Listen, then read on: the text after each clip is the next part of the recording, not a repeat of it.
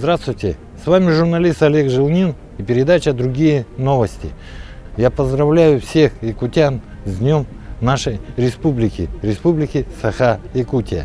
И сегодня мы вам расскажем о мероприятиях, которые проходят в историческом парке «Россия. Моя история». И первое мероприятие – это торжественное построение Министерства гражданской обороны Якутии в связи с Днем Республики. Здесь будут отмечены люди, которые достойно защищают и спасают наши жизни.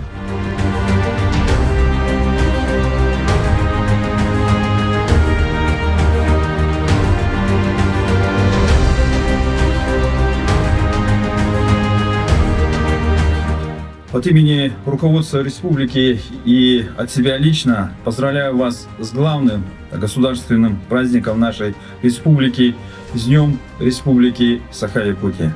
Сегодня мы проводим торжественный смотр личного состава Государственной противопожарной службы и службы спасения, приуроченной к этой знаменательной дате.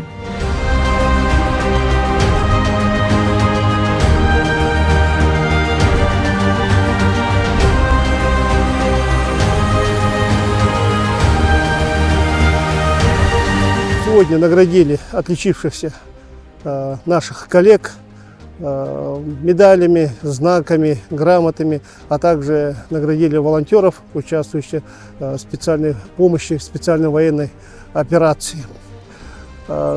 Готовность сил и средств пожарных и спасателей к паводкоопасному и пожароопасному сезону отмечается на высоком уровне.